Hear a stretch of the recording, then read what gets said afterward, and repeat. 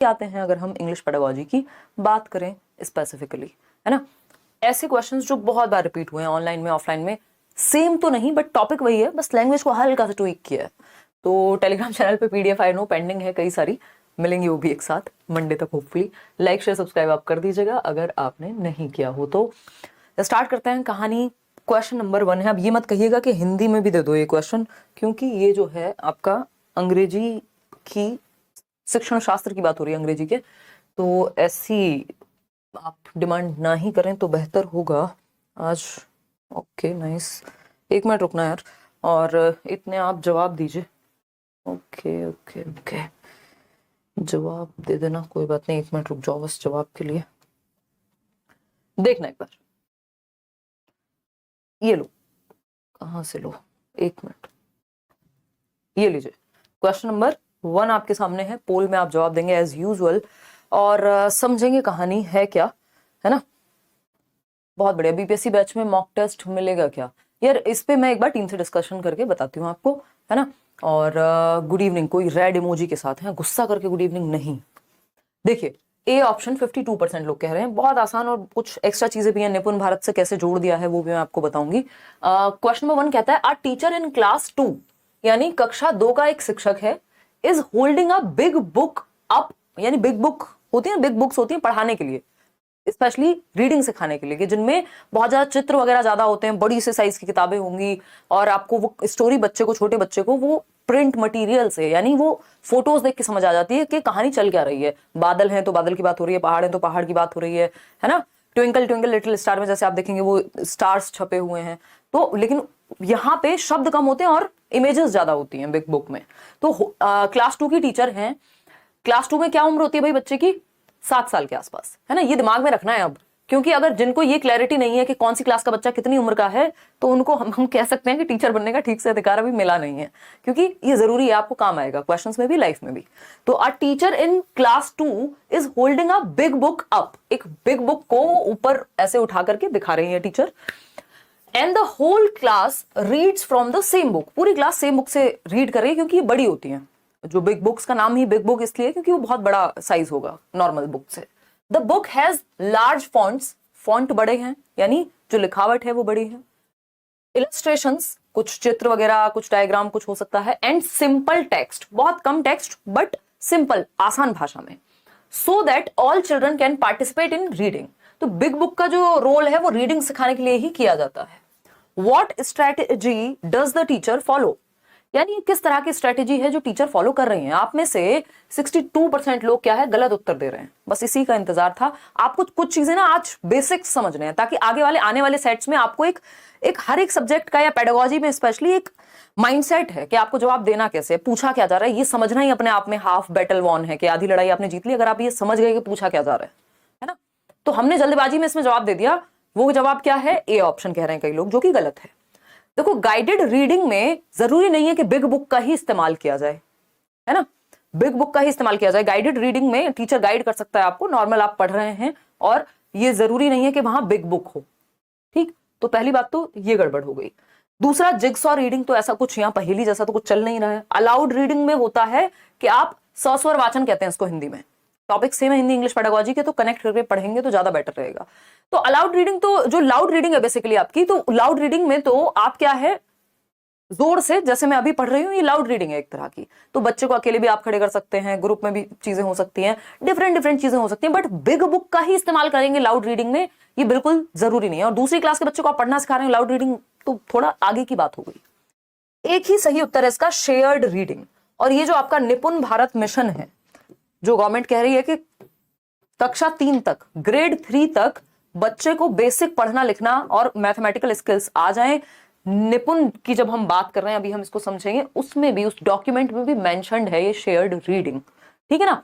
अगर आप वो पीडीएफ उठा करके देखेंगे निपुण भारत की, जिसमें सारी कहानी उन्होंने बताई है, शेयर्ड रीडिंग को बिल्कुल एग्जैक्ट इसी भाषा में दिया हुआ है, और इन्होंने सीबीएसई ने वहीं से उठा करके सेम एज इट इज, बस टीचर को थोड़ा सा 2 लाइन एक्स्ट्रा लगाई है, वही क्वेश्चन बना दिया है। ये शेयर्ड रीडिंग है, क्यों, क्योंकि एक किताब से पूरी क्लास शेयर करके पढ़ रही है जो टीचर के हाथ में है, तो ये शेयर्ड रीडिंग कही जाएगी। आपको मुद्दा समझना है कि पूछा क्या जा रहा है, क्लियर है बात, कोई दिक्कत नहीं है। तो ये शेयर्ड रीडिंग कही जाएगी क्योंकि एक सिंगल किताब है, पूरी क्लास पढ़ रही है, और बिग बुक के साथ ऐसा होता है। चलिए आते हैं, समझते हैं।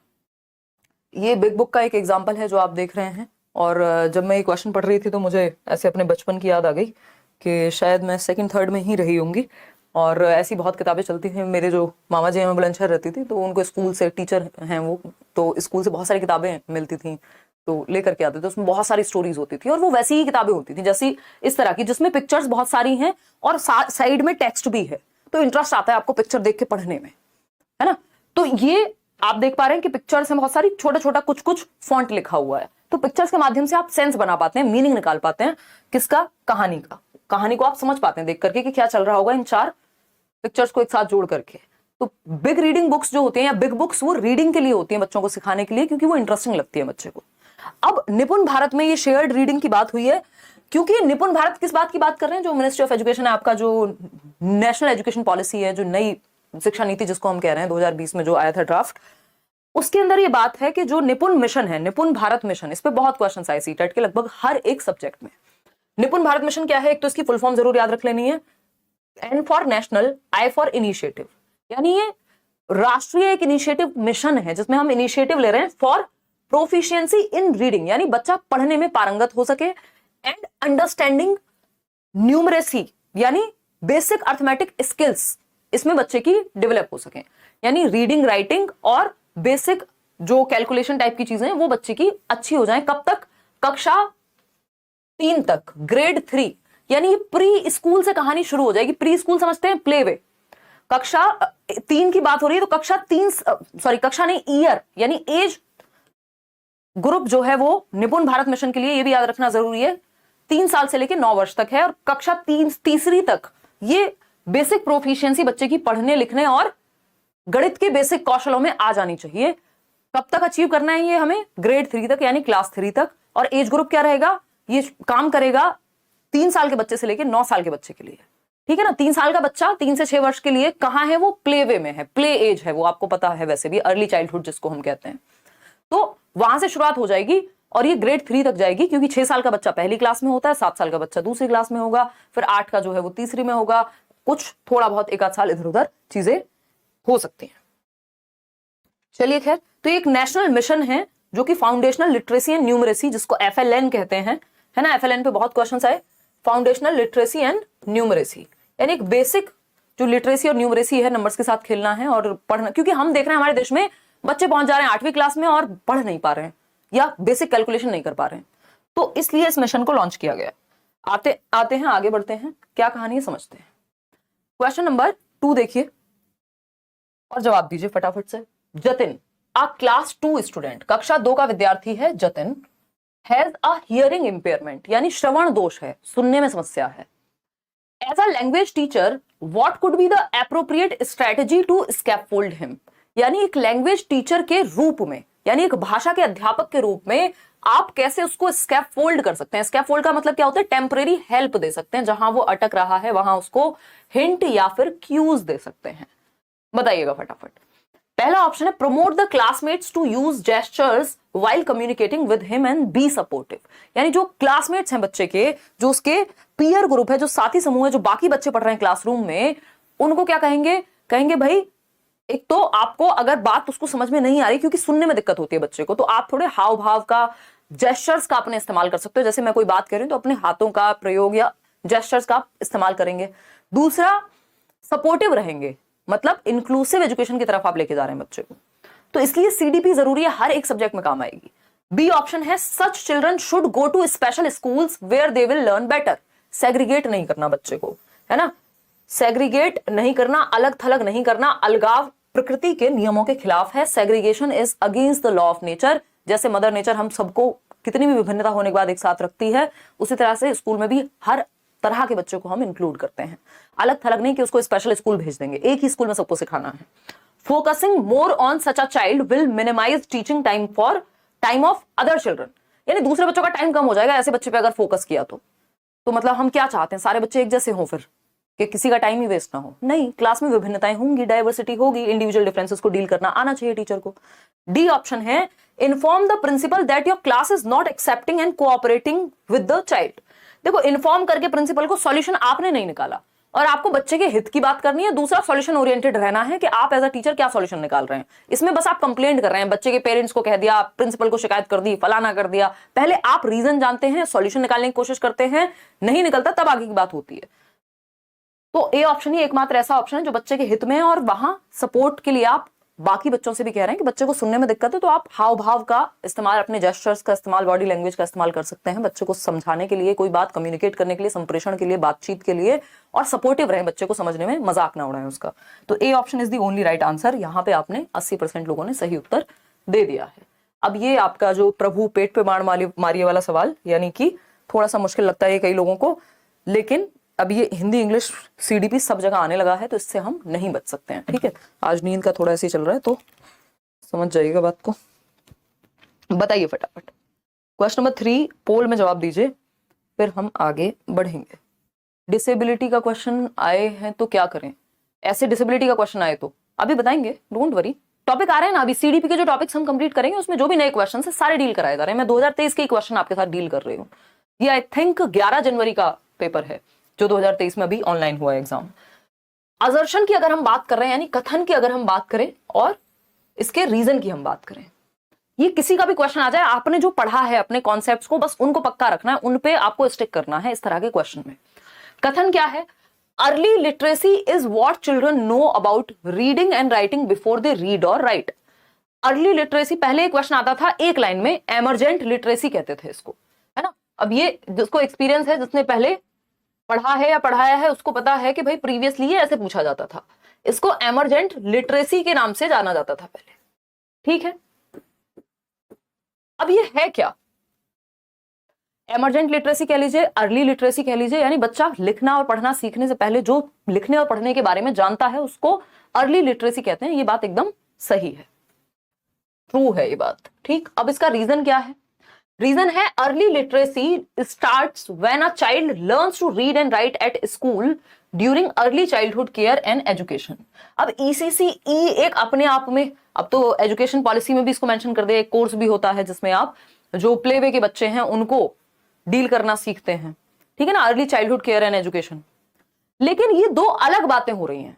अब आप देखो 82% लोग बस हवा में तीर चला रहे हैं। ये मुझे आपसे नहीं चाहिए, मैं ये आपसे बिल्कुल भी अपेक्षा नहीं रखती कि आप ऐसे करेंगे। आपको जस्ट बिकॉज इंग्लिश में लिखा है तो ये सही ही होगा, ये नहीं मान लेना। या पेपर ने बहुत सुंदर भाषा में लिख दिया है, कुछ बड़ी क्लिष्ट भाषा में लिखा है, स्टैंडर्ड लैंग्वेज में, मानक भाषा में, तो सही ही होगा। इस पे डाउट करना है, इसको पढ़ के समझने की कोशिश करनी है। अर्ली लिटरेसी का मतलब यहां ये नहीं है कि अर्ली चाइल्डहुड केयर एजुकेशन के दौरान जो बच्चा लिखना और पढ़ना सीखता है उसको अर्ली लिटरेसी कहते हैं। ये कंफ्यूजन है, ये आपको भटकाने के लिए, भ्रमित करने के लिए, डिस्ट्रैक्टर कहते हैं इसको लैंग्वेज, जो क्वेश्चन बनाने वालों की लैंग्वेज में। ये डिस्ट्रैक्टर है, आपको डिस्ट्रैक्ट करने के लिए लिखा गया है। ECCE का इस बात से कोई ताल्लुक एज सच नहीं है कि जो बच्चा सिर्फ ECCE में पढ़ना सीखता है उसको हम कहते हैं कि ये अर्ली लिटरेसी है। दो अलग बातें हो गई, तो ये गलत है, जो कॉन्सेप्ट है अपने आप में गलत है। ठीक, पहले हमें ये समझना होगा। तो ए ऑप्शन तो हो नहीं सकता, क्योंकि जब रीजन गलत है तो सही कैसे हो जाएगा? दोनों सही नहीं है अपने आप में। इसका जो उत्तर है सही वो है C, A is true but R is false. मतलब ए तो सही है, अर्ली लिटरेसी या एमरजेंट लिटरेसी का मतलब होता है कि बच्चा पढ़ना सीखने से पहले जो भी उस चीज के बारे में जानता है, चाहे उसने किसी को कार्टून नेटवर्क पे डोरेमोन के हाथ में किताब देख ली है, नोबिता के हाथ में, उसको भी पढ़ना नहीं आता लेकिन वो समझ रहा है यार ये कुछ तो होता है। पिताजी को देखा है कभी किताब लेके हाथ में, उसने खुद कोई पिक्चर बुक देखी है, बस पढ़ना नहीं आता लेकिन वो उसको देख रहा है या जानने की कोशिश कर रहा है। तो जो भी वो पढ़ना और लिखना सीखने से पहले करता है, या मान लो लिखना नहीं आता बट वो स्क्रिबल करता है, ऐसे कीलम काटी जिसको हम कहते हैं, कुछ भी बनाना, तो ये अर्ली लिटरेसी का ही पार्ट है कि अभी वो एमर्जिंग है। मतलब एमर्जिंग का मतलब क्या? अभी सीख रहा है, सीखेगा। तो A is true but R is false. ECCE का इस बात से कोई ताल्लुक नहीं है। ठीक, ये कॉन्सेप्ट हमें क्लियर कर लेना है, फिर आगे गलती नहीं होगी। आगे बढ़ेंगे। C option was the right answer. Question number 4 देखिएगा क्या कहता है। क्वेश्चन नंबर 4 पढ़ेंगे और जवाब देंगे। ये भी बहुत टाइम से आता रहा हुआ क्वेश्चन है, लेकिन अब बस ये हो गया है कि ये क्वेश्चन एक लाइन में नहीं पूछते सीटेट का। पहले 1 से 2 मैक्सिमम लाइन में पूछ लेते थे, अभी 4 से 5 लाइन से कम पूछते नहीं है। 2 लाइन, 3 और 4, तो 4 लाइन का क्वेश्चन है। The domain that includes the competencies of word awareness, यानी आप शब्द को लेकर के क्या है? जागरूक हैं। Rhyme awareness, rhyming, twinkle twinkle little star, वो क्या है? राइम कर रही हैं चीजें, ठीक है ना। And awareness of sound with in words, यानी वर्ड्स के बीच में जो साउंड्स का अवेयरनेस है, ठीक है ना, कि अवेयरनेस क्या हो सकता है भाई, नाइफ में के साइलेंट है, नो में के साइलेंट है, अवेयरनेस हो गया, कैसे आप प्रोनाउंस करोगे इसको, ठीक है, कहां पे कौन सी जो साउंड है उसका उतार चढ़ाव इंटोनेशन क्या रहेगा, तो ये किससे संबंधित है, बोलने से या फोनोलॉजी से, साउंड से संबंधित बात हो रही है।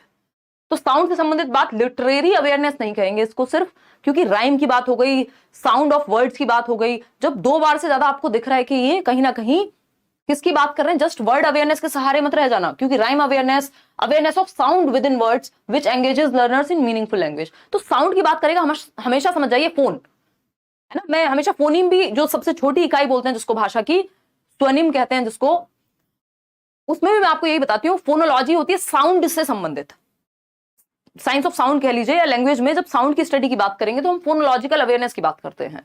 फोन का इस्तेमाल किस लिए होता है, फोन उठा करके आप हेलो, सुनने का काम कर रहे हैं ना, साउंड कन्वे हो रही है फोन से। तो फोनोलॉजी का मतलब, या फोन जहां पे भी लिखा हो लैंग्वेज में साउंड से जुड़ा हुआ होगा, ये समझ जाइएगा।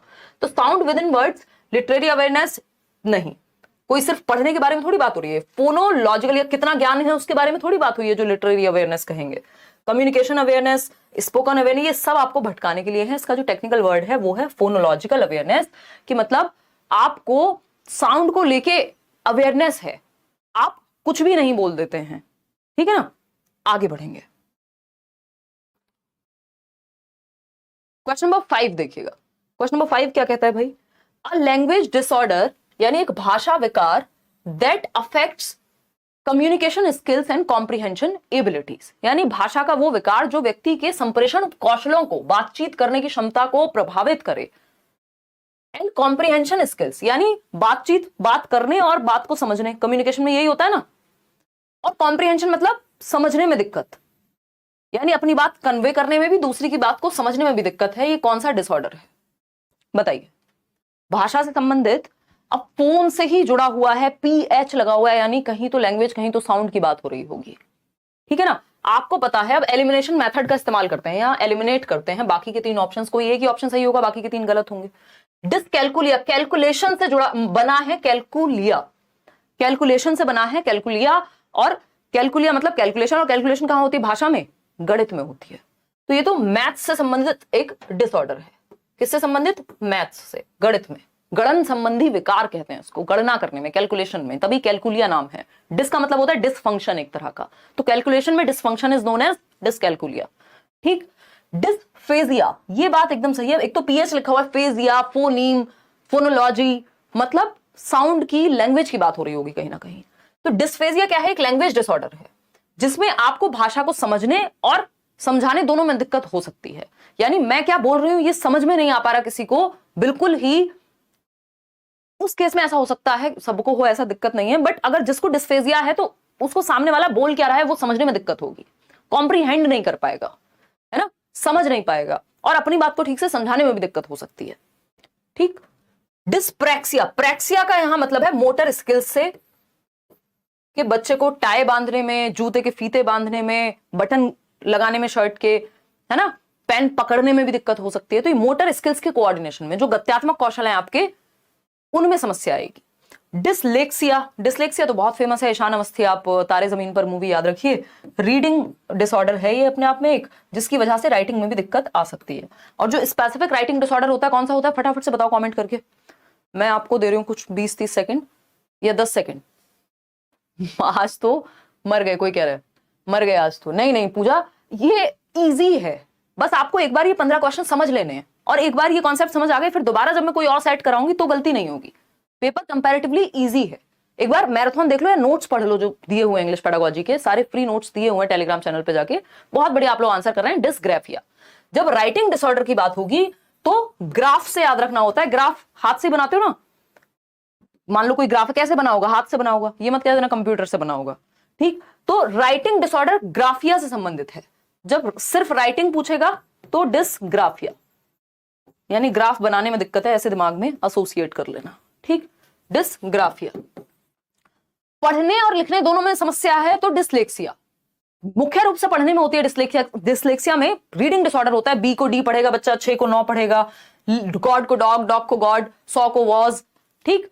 लेकिन रीडिंग में जिसको दिक्कत है, अब जो पढ़ता गलत है वो लिखेगा सही, ऐसा जरूरी नहीं है। तो रीडिंग एंड राइटिंग दोनों आ जाए तो डिस्लेक्सिया, सिर्फ राइटिंग है तो डिस्ग्राफिया। ऐसे बच्चे की राइटिंग इलेजिबल होती है, पढ़ने योग्य नहीं होती, आप पढ़ नहीं सकते, है ना? क्लियर है? आज तो पेट पे बाण लगे जा रहे हैं, कोई बात नहीं देवाशीष, अब ये प्रैक्टिस का ही तो समय है। पेट पे बाण खा के मजबूत हो जाओगे तो आगे गलती नहीं होगी। तो ये dysphagia is the right answer. Comprehension यानी भाषा को समझने या समझाने या कम्युनिकेट करने में जब दिक्कत है तो वो डिस्फेजिया है। आगे बढ़ेंगे क्वेश्चन नंबर 6 पर। बहुत स्लो चल रही हूं मैं इसलिए, ताकि कॉन्सेप्ट बिल्ड हो जाए आपका आगे के आने वाले सेशंस के लिए भी। क्वेश्चन नंबर 6 देखिए, which method lays stress on giving opportunities to learners to participate in a purposeful talk. कोई डिबेट हो सकती है, कोई डिस्कशन हो सकता है in the classroom, as it promotes learners to encounter real life situations. ये भी बहुत रिपीटेटिव क्वेश्चन है, ऑफलाइन में भी बहुत आता रहा है जब पेपर ऑफलाइन हुआ करता था। बस पहले क्या होता था, 1 लाइन 2 लाइन का स्वीट सा क्वेश्चन, और अभी जो है 4 से 5 लाइन में कम से कम क्वेश्चन जो है वो खत्म होता है। तो यहां पे हमें समझना है, अब ये इसमें की पॉइंट है, रियल लाइफ सिचुएशंस पे बेस्ड पर्पसफुल टॉक, यानी कम्युनिकेशन रियल लाइफ में। CLT कहते हैं, बहुत बढ़िया, 78% लोग सही उत्तर दे रहे हैं, मुझे बहुत खुशी हुई। इसको CLT कहते हैं, एक क्वेश्चन इस पे हमेशा आता रहा है। CLT अप्रोच बहुत बेहतर मानी जाती है क्योंकि इसमें रियल लाइफ में पर्पसफुल टॉक के माध्यम से, यानी चर्चा हो रही है क्लास में, बच्चे किसी बात पे बात कर रहे हैं, है ना, एकदम फ्री फ्लो में अपनी बात कह रहे हैं, कोई उन्हें रोक नहीं रहा, थोड़ी बहुत गलती भी कर दे रहे हैं तो इसको कम्युनिकेटिव लैंग्वेज टीचिंग कहते हैं, CLT कहते हैं। ये रियल लाइफ से जोड़ती है। इसके की पॉइंट 2 हैं, एक तो ये डिस्कशन जरूर होगा क्लास में, या बच्चे बात कर रहे होंगे और रियल लाइफ सिचुएशन से जोड़ करके कर रहे होंगे। तो कम्युनिकेटिव लैंग्वेज टीचिंग यानी कम्युनिकेशन के माध्यम से लैंग्वेज को पढ़ाया जा रहा है यहां। ग्रामर ट्रांसलेशन मेथड, ये तो ट्रेडिशनल और ओल्डेस्ट मेथड है, क्लासिकल मेथड भी कह देते हैं। इसमें तो दूसरी भाषा में यानी मदर टंग में ट्रांसलेशन की बात होगी। जैसे हम इंग्लिश पढ़ते आए कि ग्रामर रूल्स पहले हम पढ़ेंगे, फिर उसके बाद जो है उसको इंग्लिश में पढ़ते हैं। इंग्लिश की किताबें भी आज तक भी, ग्रामर की बहुत सारी किताबें मार्केट में हिंदी में बिकती हैं, वो ग्रामर ट्रांसलेशन का क्या है, बहुत अच्छा उदाहरण है। सी ऑप्शन है बाइलिंगुअल मेथड, दोनों को क्लब करके सैंडविच विधि कह देते हैं इसको। Audio lingual method, audio lingual में हम सुना सुना के कुछ स्पेसिफिक टर्म्स को बार बार दिमाग में बिठा देते हैं। ये सारे मैंने कराए हुए हैं, आपको यूट्यूब पे भी प्लेलिस्ट मिल जाएगी इन मेथड्स की, ठीक है। तो आंसर होगा इसका CLT, communicative language teaching. Question number 7 देखिएगा, ये भी हमेशा से, जब से सीटेट है तब से ये स्कैनिंग स्किमिंग के क्वेश्चंस आते रहे हैं। Scanning is meant for finding out. Scanning का क्या मतलब है? स्कैनिंग किस चीज को फाइंड आउट करने के लिए, किस चीज की खोज के लिए प्रयोग में लाया जाता है? लाइक शेयर करना भूल जा रहे हैं आज आप, वैसे ही इंग्लिश कम लोग ऑप्ट करते हैं तो आपकी संख्या आज वैसे भी थोड़ी कम है। EVS भी कराएंगे, डोंट वरी। तो स्कैनिंग और दूसरा एक वर्ड होता है स्किमिंग, जिसमें आप लोग फंसते हैं। अब ये टेक्निक्स हैं पढ़ने की, रीडिंग की, इसमें सी ऑप्शन 81% लोग उत्तर दे रहे हैं। बहुत ही बढ़िया, बहुत बढ़िया। मैंने स्पेशली भी कहा हुआ है आपसे कि स्कैनिंग मतलब एक स्पेसिफिक आइटम और पीस ऑफ इंफॉर्मेशन। स्पेसिफिक की जब बात आ जाए तो समझ जाओ स्कैनिंग की बात हो रही है, क्योंकि जब आप स्कैन कर रहे हैं ये फोन लेके, या आप हवाई जहाज की यात्रा में जा रहे हैं, हवाई यात्रा करने जा रहे हैं एयरपोर्ट पे, और वहां CISF ही होती है, तो मान लीजिए वो लोग क्या है, आपको स्कैन कर रहे हैं, पता चले आप कुछ लेके तो नहीं घूम रहे हैं, तो स्कैनर में कोई एक स्पेसिफिक चीज पकड़ में आती है, समझ पा रहे हो? तो स्पेसिफिक आइटम को ही पकड़ना स्कैनिंग है। रीडिंग में भी बात वही है कि वहां आप, पता चले आप एक सुंदर सी टॉय गन लेके घूम रहे हैं लेकिन वो लोहे की है, तो वो तुरंत बच जाएगा स्कैनर। रीजन क्या है? एक स्पेसिफिक आइटम मिल गया उसको, ठीक। मेट्रो में ट्रेवल कर रहे हैं तब भी वही चीज। फोन से भी अगर आप कुछ स्कैन कर रहे हैं, कोई पर्टिकुलर, जैसे आप QR कोड स्कैन करते हैं, वो भी कुछ एक स्पेसिफिक ढूंढ रहा है ना। जब तक वो QR कोड मैच नहीं होता तब तक वो स्कैन नहीं होता, ठीक। खैर, तो the opinion of the author, opinion के बारे में नहीं है। डिफिकल्ट वर्ड्स होते हैं सिर्फ स्कैनिंग में, ऐसा बिल्कुल नहीं है। डिफिकल्ट भी हो सकते हैं लेकिन सिर्फ डिफिकल्ट वर्ड्स को स्कैनिंग कहते हैं, नहीं। सेंट्रल आइडिया स्किमिंग से जुड़ा हुआ है, ये आप याद रखिएगा। अगर स्किमिंग पूछा होता तो सेंट्रल आइडिया हो जाता। जिस्ट की जब बात होगी, समरी की जब बात होगी, सार की जब बात होगी, तब वो स्किमिंग हो जाएगा उत्तर। जिस्ट, सार जिसको हम कहते हैं, समरी। अगर आपसे, जैसे पैराग्राफ है आपका, आता है ना पेपर में, तो उस पैराग्राफ का टाइटल देने को पूछा जाए कि इसको पढ़ के आपको क्या टाइटल देना है, तो वो स्किमिंग हो जाएगा एक तरह से। या जब आप 3 घंटे की मूवी देख करके 20 मिनट में बता दे रहे हैं तो वो सार बताया है आपने, स्किमिंग वो सार है, वो समरी है, सेंट्रल आइडिया है कि ये चीज किस बारे में है। जब आप एक स्पेसिफिक आइटम ढूंढ रहे हैं, डिक्शनरी में ढूंढ रहे होंगे, कोई वर्ड मीनिंग ढूंढ रहे होंगे, वो स्कैनिंग का पार्ट है। ये क्वेश्चन आया हुआ है, वर्ड मीनिंग ढूंढना एंड ऑल, तो C option is the right answer. Specific item या पीस ऑफ इंफॉर्मेशन को आप ढूंढ रहे हैं, सूचना की एक हिस्से को या टुकड़े को आप ढूंढ रहे हैं। जैसे ये मोहतरमा जो है यहाँ बैठ करके अपनी मार्कशीट या कुछ भी एक पेपर है जिसको स्कैन कर रही है, तो स्कैनिंग में एक एक वर्ड स्पेसिफिक इन्फॉर्मेशन आती है। ऐसा नहीं है कि वो आपकी बाकी चीजें भी स्कैन कर देगा, पीछे की टेबल भी स्कैन हो जाएगी, वो वाला नहीं होगा। आगे बढ़ेंगे। क्वेश्चन नंबर क्या है? 8। क्वेश्चन नंबर 8 देखिएगा और जवाब दीजिएगा। A teacher believes that development of language is a continuation of general cognitive development। बहुत ही प्यारा क्वेश्चन है। इसमें आप लोग ऐसे गिरेंगे कि मुझे ही शर्म आ जाएगी, क्योंकि ये पढ़ चुके हैं हम लोग। अगर आपने प्रीवियस सेशंस भी देखे हैं, चलो अभी बैचेस में ये वाला टॉपिक नहीं आया है। बताइए फटाफट से, जल्दी से जवाब दीजिए फटाफट। मेरी बात क्या कह रहे हो भाई? मैम मेरी बेस्ट फ्रेंड, क्या हो गया बेस्ट फ्रेंड को? मैसेज ही गायब हो गया, अब नहीं पढ़ पाई। बस मैं इतना ही पढ़ पाई कि आपकी बेस्ट फ्रेंड होपफुली जीवित होंगी, अच्छी होंगी। देखिएगा एक बार। हाँ, सेपरेटली कॉन्सेप्ट के जो टॉपिक हैं वो सेम है इतने साल से सिलेबस, वो मैं करा चुकी हूँ। एक बार प्रीवियस प्लेलिस्ट देखो और वहां से काम जो है आपका बन जाएगा। ऐसा नहीं है कि टॉपिक नए हैं, इनके लिए बस आपको क्वेश्चंस की प्रैक्टिस ज्यादा करनी पड़ेगी, क्योंकि पूछने का तरीका बदला है, टॉपिक वही है, सिलेबस वही है। तो सिलेबस प्लेलिस्ट से जाके इंग्लिश पेडागोजी की प्लेलिस्ट लेट्स लर्न पे मिल जाएगी, वो कर लो।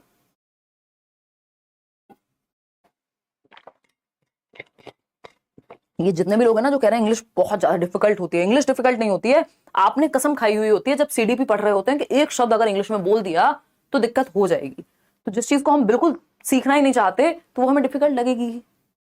देखिएगा, a teacher believes that development of language, यानी भाषा का विकास, is a continuation of general cognitive development, यानी हमारे संज्ञानात्मक विकास से जुड़ा हुआ है। यानी अगर हमारा संज्ञानात्मक विकास अच्छा होगा, भाषा का विकास अपने आप हो जाएगा।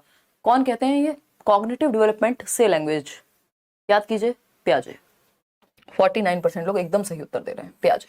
ये कह रहे हैं हमारा संज्ञान, यानी हमारी थिंकिंग एबिलिटी, हमारी रीजनिंग एबिलिटी, ये सब चीजें तो कॉग्निटिव डेवलपमेंट से भाषा जुड़ी हुई है। तो कॉग्निटिव डेवलपमेंट अच्छा होगा तो लैंग्वेज अपने आप आ जाएगी।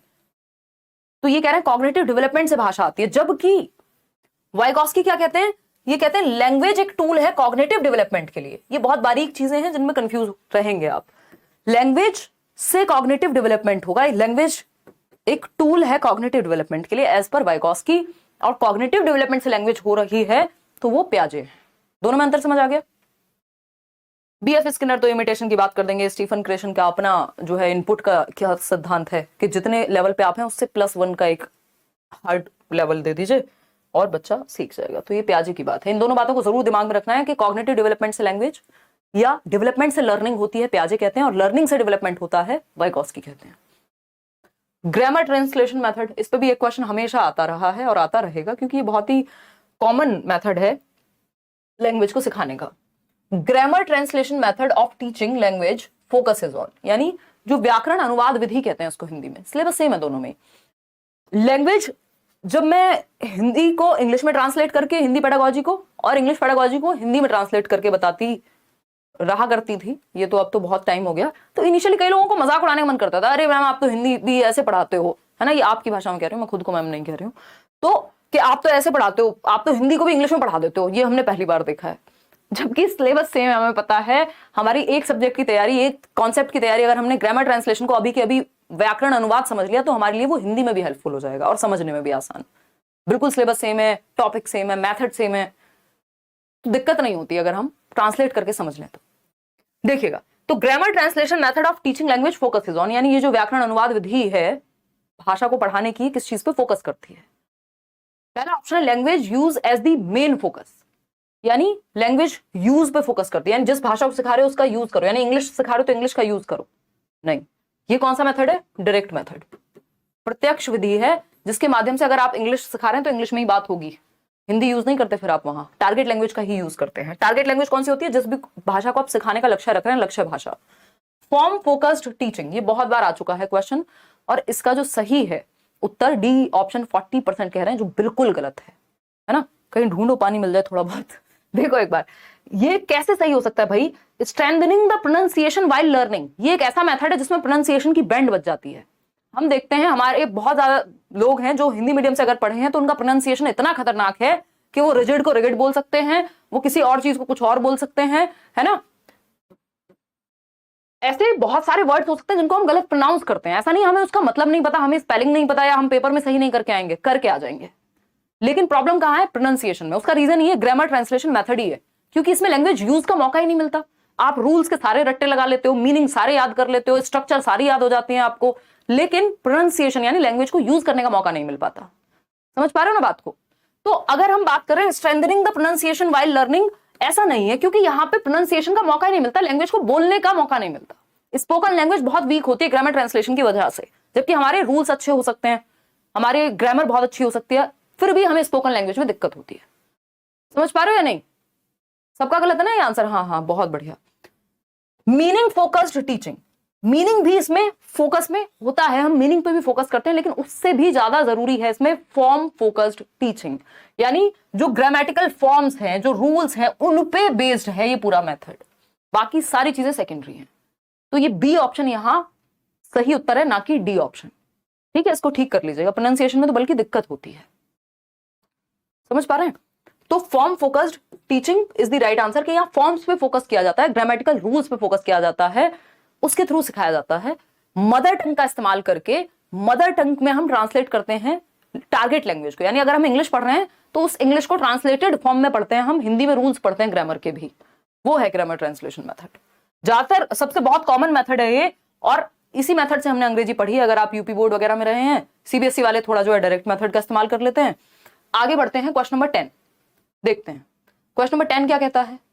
क्वेश्चन नंबर 10 है, विच one of the following is not the characteristic of remedial teaching, उपचारात्मक शिक्षण की विशेषता नहीं है। बताइएगा फटाफट से।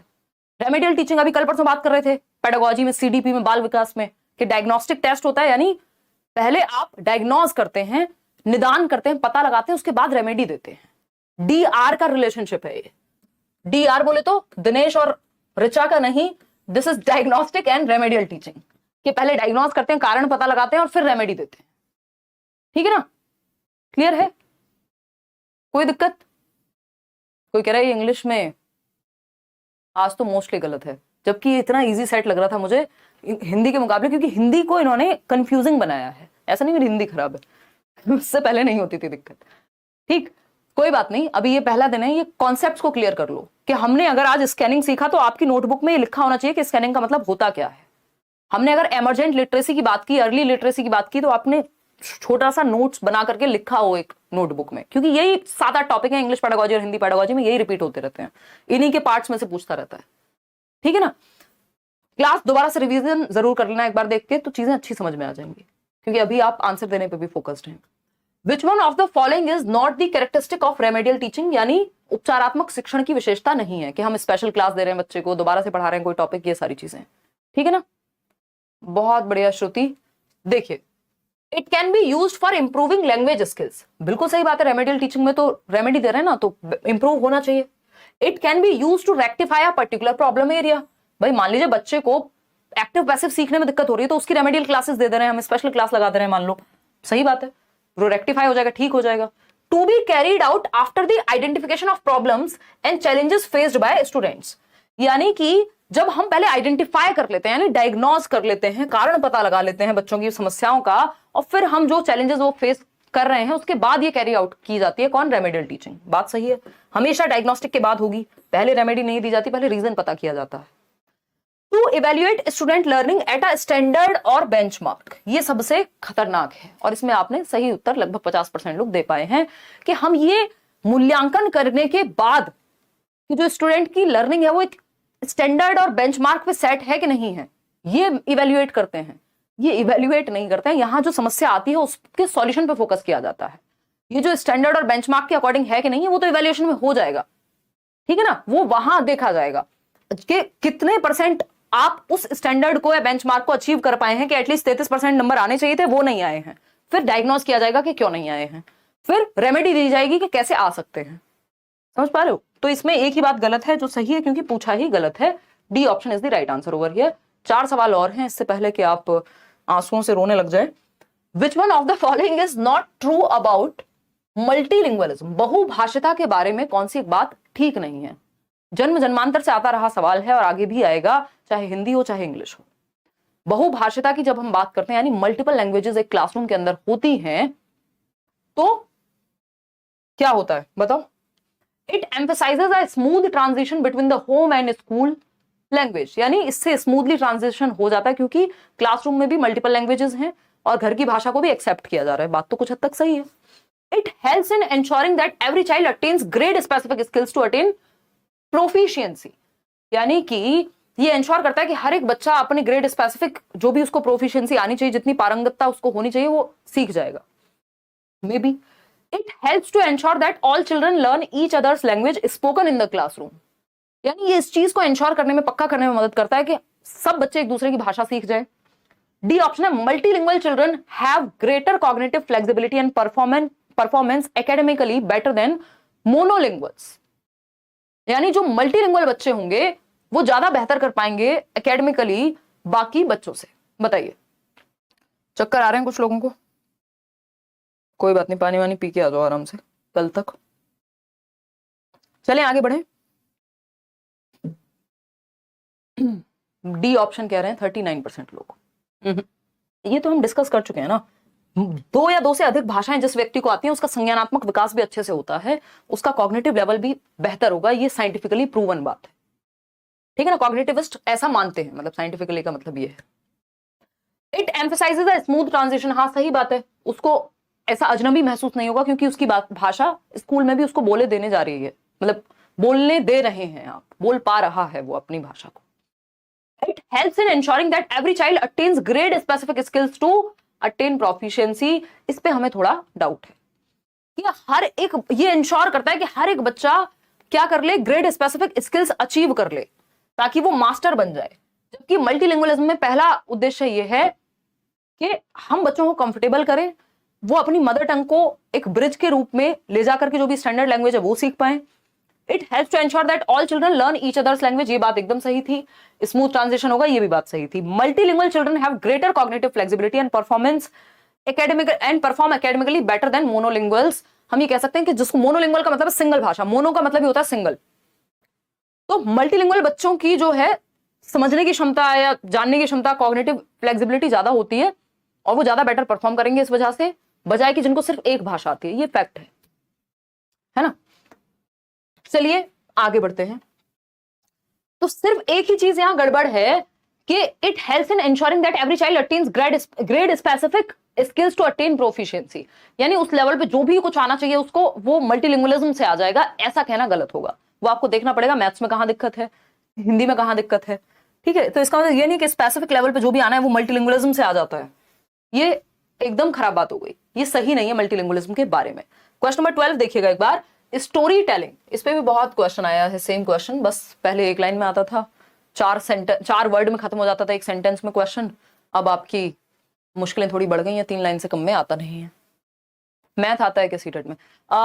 मैथ आता है 15 नंबर का, बिल्कुल प्राइमरी लेवल का, 1st to 5th में। सिर्फ प्रीवियस ईयर लगा लोगे तो हो जाएगा, अभी उदय सर भी करा देंगे यूट्यूब पे भी। और 15 नंबर की पेडागोजी आती है, उसके लिए आप मैराथन देख लो, लेट्स लर्न पे लिखो maths pedagogy by Himanshi Singh, YouTube पे गूगल पे तो मिल जाएगा वीडियो। नोट्स भी मैंने आपको दिए हुए हैं और मैं कुछ जो ऑनलाइन वाले क्वेश्चन है वो भी कराऊंगी आपको। Story telling plays an important role in language teaching, यानी भाषा को सिखाने में स्टोरी टेलिंग क्या है?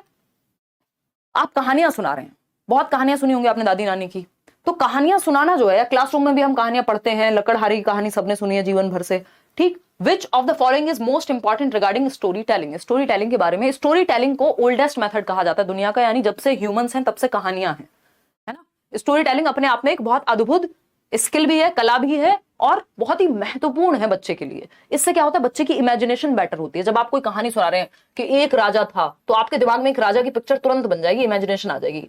या परियों का देश था, तो परियों का देश दिमाग में आने लग गया होगा, ठीक है ना। तो ये इमेजिनेशन स्ट्रांग होती है, इससे कल्पना बेहतर होती है। दूसरा, लिसनिंग स्किल्स आपकी सुधरती हैं, आप ध्यान से सुनना सीखते हैं। आपकी स्पीकिंग स्किल्स भी बेटर होती हैं, क्योंकि जो सुनता अच्छे से है वो कल को बोल भी अच्छे से पाएगा, है ना। तो स्टोरी टेलिंग के अनेकों फायदे हैं। बच्चा एंजॉय कर पाता है, क्रिएटिविटी बढ़ती है, एज अ होल लैंग्वेज को समझ पाता है, कहानी का क्या सार होगा ये समझ पाएगा। तो स्टोरी टेलिंग के अंतहीन फायदे हैं। अब बात हो रही कौन सा सबसे महत्वपूर्ण है स्टोरी टेलिंग के बारे में। It creates fun in the classroom, बिल्कुल सही बात है भाई, एंजॉयमेंट होगा, जॉयफुली वो सीख पाएगा। It presents language as a whole, ये बेस्ट है। आपको जब भी स्टोरी टेलिंग मिल जाए तो कहीं ना कहीं ढूंढ लेना, किसी ऑप्शन में दिखा हुआ मिलेगा कि एज अ होल ये भाषा को सिखाने में फोकस करता है। क्यों? एज अ होल का क्या मतलब हो गया, अभी मैंने आपको 4 चीजें लिख के बताई। इमेजिनेशन भी डेवलप हो रही है, एंजॉय भी कर रहे हैं बच्चे, लिसनिंग भी अच्छी हो रही है, स्पीकिंग भी अच्छी हो रही है, कल को रोल प्ले भी अगर करना होगा तो भी उनके दिमाग में वो चीज अच्छे से बैठेगी, क्रिएटिविटी बढ़ती है। तो ये एज अ होल भाषा को पूर्ण रूप में सिखाने का एक बहुत अच्छा जरिया है कि आप वर्ड मीनिंग भी सीख रहे हैं इससे, आप इमेजिन भी कर रहे हैं, आप सेंटेंस मेकिंग भी सीख रहे हैं। It develops moral values among the students, ये भी है, बिल्कुल सही है। इट इंप्रूव्स स्टूडेंट्स वोकैबुलरी, ये भी है। चारों बातें सही है, लेकिन सबसे बेस्ट, क्योंकि ये चारों आ गए बी ऑप्शन में एज अ होल। होल में फन भी आ गया, होल में वोकैबुलरी भी आ गई कि वर्ड मीनिंग सीखेंगे, मॉरल वैल्यूज भी आ गई, सब कुछ आ गया। B option is the right answer over here. आगे बढ़ेंगे क्वेश्चन नंबर 13। और ये स्टोरी टेलिंग का श्रेय किसी एक व्यक्ति को नहीं जाता कि इन्होंने दिया था ये मेथड। जैसा कि मैंने बताया, ओल्डेस्ट मेथड है, जब से ह्यूमन बीइंग्स है तब से कहानियां हैं। आप देखते हैं जो भी आपकी कथाएं ही तो हैं बहुत सारी, जो हम स्क्रिप्चर्स में भी पढ़ रहे हैं। ठीक है जी, 11 में से 2 ही सही हुए, कोई बात नहीं, अंडरस्टैंडिंग बेटर करो, हो जाएगा। For teaching children of class 1, पहले ही क्लास से या पहले ही टेस्ट से खुद को जज मत करने लग जाओ कि कितने सही हुए। ये देखो कॉन्सेप्ट्स क्या क्या सीखे हैं आज। कक्षा 1 की बात हो रही है, 6 साल का बच्चा होगा around. For teaching children of class 1 we should focus on oral language development, यानी मौखिक भाषा के विकास पे फोकस करना चाहिए कि वो अपनी बात को कह सके। Which of the following classroom practice will enable learners to enhance oral language skill at class 1? यानी बच्चे का मौखिक कौशल एनेबल करने के लिए, बेहतर करने के लिए कौन सा एक तरीका बेस्ट होगा, बताइएगा। इतिश्री नाम होगा आई थिंक आपका। देखिए, रोल प्ले, ग्रामर गेम्स, अब छोटे बच्चों को ग्रामर नहीं पढ़ाई जाती, सिंगिंग राइम्स चलो ठीक है, लेकिन पूछा क्या हमसे, ओरल लैंग्वेज। तो ओरल लैंग्वेज तो मतलब अपनी भाषा को कह सके, दूसरे की भाषा को समझ सके, यही सब होगा ना। टेलीग्राम की पीडीएफ के राइट आंसर मिल जाएंगे। अभी तो कई सारी पीडीएफ पेंडिंग है, ये ऐसे सवाल मत पूछो यार, निशब्द हो जाती हूं मैं। लर्निंग अल्फाबेट्स, यानी अल्फाबेट सीख करके ओरल लैंग्वेज अच्छी हो जाएगी। सबसे ज्यादा एक्टिव कहां है बच्चा, सिंपल थियरी हमारी, सबसे ज्यादा एक्टिव है बच्चा रोल प्ले में। और ओरल लैंग्वेज की बात हो रही है, यानी मौखिक भाषा की। ओरल लैंग्वेज कहां से डेवलप होगी, जब एक बच्चा है जो तेनालीराम बना है, दूसरा बच्चा है कोई उनका दरबारी बना है, तीसरा बच्चा है कोई और रोल प्ले कर रहा है। तो अब इसमें क्या होगा, बच्चा सुनता भी है, बच्चा अपने डायलॉग्स भी बोलेगा, तो बच्चे की लिसनिंग, स्पीकिंग, इवन अगर पढ़ के रोल प्ले करने की बात हो रही है तो रीडिंग और राइटिंग भी आ जाते हैं कि आपको एक कंप्लीट करनी है स्टोरी। खैर उस पर नहीं जाएंगे, वो थोड़ा सा और आगे की बात हो जाएगी, किस दिन क्वेश्चन आएगा तब मैं बताऊंगी। लेकिन रोल प्ले में ओरल लैंग्वेज बहुत अच्छे से डेवलप होती है। ऊपर से छोटी क्लास है तो रोल प्ले खेल खेल में सीख जाएंगे। भूमिका निर्वहन कहते हैं उसको हिंदी में, कि एक बच्चे को आपने कोई कैरेक्टर बना दिया कि तुम शक्तिमान हो, तुम फलाना हो, अब वो शक्तिमान बात कर रहा है डोरेमोन से, देख रहे हो दोनों को पैरेलल यूनिवर्स में मिलवा दिया है मैंने, शक्तिमान और डोरेमोन मिलकर के बात कर रहे हैं। तो एक बच्चा शक्तिमान बना हुआ है, दूसरा बच्चा डोरेमोन बना हुआ है, तो वो कह रहा है यार तुम नोबिता, तुम्हारा उसको कुछ समझाओ। शक्तिमान कह रहा है कि वो क्या कुछ भी करता रहता है, पढ़ता पढ़ता नहीं है। दूसरा बच्चा कुछ और कह रहा है। अब इस बीच दूसरा बच्चा जो शक्तिमान सुना है वो बना है, वो डोरेमोन की बात पे ध्यान देगा, डोरेमोन जो बना है वो शक्तिमान की बात पे ध्यान देगा। मतलब सुनना भी सीख रहे हैं और बोलना भी सीख रहे हैं, ठीक है ना। तो ये रोल प्ले के माध्यम से संभव है और छोटी क्लास के बच्चे एंजॉय भी करते हैं इस चीज को, ठीक है।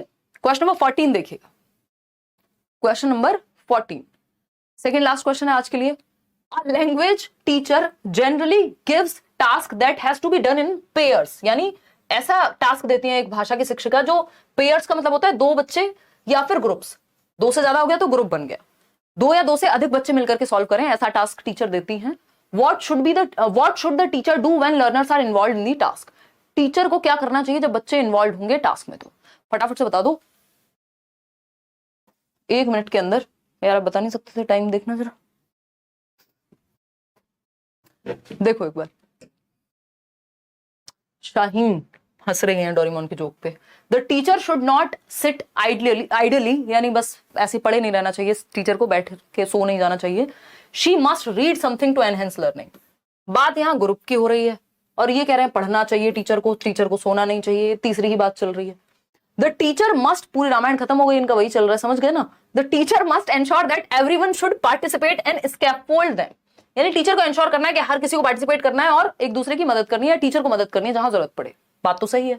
Respecting the autonomy of learners she must leave them, मतलब बच्चे ऑटोनॉमस रहें। देख रहे हो ऐसे आपको वो नहीं होता एकदम इज्जत से बेइज्जती कर रहे हैं कि ऑटोनॉमी शब्द यूज किया, आपको लगेगा अरे बच्चे को इंडिपेंडेंट बनाने की बात हो रही है, बट क्या करके कि छोड़ ही दो क्लासरूम को, टीचर का कोई काम ही नहीं है इंडिपेंडेंट रहने दो बच्चों को, तो ये तो खराब बात हो गई। टीचर फैसिलिटेट तो करेगा at least. Ensure that students should not make noise in the classroom. Constructivist classroom में noise is normal. ठीक है ना, बच्चे खेल कूद के सीखेंगे, थोड़ा बहुत शोर चल सकता है। तो बी ऑप्शन यहां बेस्ट है। ऐसा नहीं है कि नॉइज ना करें, कि हर एक व्यक्ति को या बच्चे को पार्टिसिपेट करने का अधिकार है। ये इंश्योर कर रही है वो ग्रुप में पार्टिसिपेशन करा के, और जहां जरूरत पड़ रही है बच्चों को मदद दे रही है। इसको स्कैप फोल्डिंग कह रहे हैं। आज के लिए आखिरी सवाल, और आपके पास सिर्फ 10 सेकंड है इसको सॉल्व करने के लिए। At primary level a teacher generally motivates learners for drawing as, यानी प्राथमिक स्तर पे कक्षा 1 से 5 के लेवल पे 6 से 11 वर्ष की उम्र में अ टीचर जनरली मोटिवेट्स, यानी प्रोत्साहित करता है टीचर बच्चे को क्या ड्रॉ करने के लिए, या मतलब बेसिकली ड्राइंग करने के लिए क्यों प्रोत्साहित करेगा। ड्राइंग समझते हो ना, स्केच वगैरह हमारे सामने रखी हुई है। चिल्ड्रन लव ड्राइंग, क्योंकि बच्चों को प्यार है ड्राइंग से, तो घर पे कर लें। इट डेवलप, मतलब अच्छा रीजन होना चाहिए ना जिसमें सीखने का भी मौका मिले, कि बच्चों को प्यार है तो कल को बच्चों को किसी और चीज से प्यार होगा, चॉकलेट से होगा, वो ला दें। It develops gross motor skills, मतलब ये भी हमें ध्यान में रखना है कि बच्चे एंजॉय करें, लेकिन ये एकमात्र रीजन थोड़ी होगा, इससे बेटर रीजन भी हो सकता है 4 ऑप्शंस में से। देखिए, हाँ इज्जत से बेइज्जती, सही बोल रहे हो। It develops gross motor skills, यानी ड्राइंग से ग्रॉस मोटर स्किल डेवलप होती है। जीएफ गर्लफ्रेंड नहीं, ग्रॉस मोटर और fine motor skills. Gross motor बड़ी मांसपेशियां नहीं, फाइन मोटर स्किल्स यूज होती हैं ड्राइंग में, लिखने में, पेंटिंग में, है ना, सितार में, वीणा में, यानी आपके हाथ और आंखों की मसल्स। हाथ पैरों से पूरे, मतलब इन बाहों से और इन टांगों से थोड़ा ना आप ड्राइंग करते हो, तो ग्रॉस मोटर कैसे सही हो जाएगा। It will help them to be an artist, बिना आर्टिस्ट के काम नहीं चलेगा। अगर कोई बच्चा ड्रॉ कर रहा है और वो आर्टिस्ट नहीं बना तो फिर तो जिंदगी बर्बाद उसकी, ऐसा नहीं है। It strengthens their grip and control on pencils, तो ड्राइंग से क्या होता है, बेसिकली बच्चे की फाइन मोटर स्किल्स अच्छी होती हैं। वो जो क्ले मिट्टी से बच्चे कुछ कुछ बनाते रहते हैं, उससे भी उसकी फाइन मोटर स्किल्स अच्छी होती है, सूक्ष्म गतिक कौशल अच्छे होते हैं। ग्रिप बनती है बच्चे की, क्योंकि वो जब पेंट ब्रश पकड़ेगा या स्केच भी पकड़ेगा, फॉर दैट मैटर क्रेयॉन भी पकड़ेगा, तो उसकी ग्रिप बेहतर होगी, यानी पकड़ना बेहतर होगा। दूसरा, कंट्रोल बनेगा पेंसिल पे, कि ऐसे ऐसे ऐसे, वो होता है ना, पहले हम बच्चों को सिखाते थे कि भाई एक काम करो, बस इस बाउंड्री के बाहर नहीं जाना चाहिए। हमने भी बचपन में ऐसे ही किया है, तो बाउंड्री के बाहर नहीं जाना चाहिए, मतलब कंट्रोल डेवलप कर रहा है वो, कि पेन को संभालते कैसे हैं। समझ पा रहे हो ना बात को, किया है कभी, गए हो स्कूल या पीछे ही पढ़ लिए। देखो एक बार, चलो खैर मजाक कर रहे हो। D option is the right answer. Out of 15 कितना ठीक हुआ वो आप कमेंट करके बताएंगे। कोई भी टीचिंग के बैच में आपको एनरोल होना हो, आप करियर विल ऐप डाउनलोड कर सकते हैं। इसके अलावा पीडीएफ आपको मंडे तक मिल जाएगी। कल सैटरडे है, हो सकता है क्लास हो सकता है क्या, ज्यादा चांस है कि छुट्टी ही हो। संडे को संडे वार्ता रखेंगे, फिर मैं आगे का प्लान आपको बताऊंगी। टेंशन ना लो, बहुत काम हम कर लेंगे सीटेट तक। लाइक शेयर सब्सक्राइब करना भूल गए हो, कर लीजिएगा।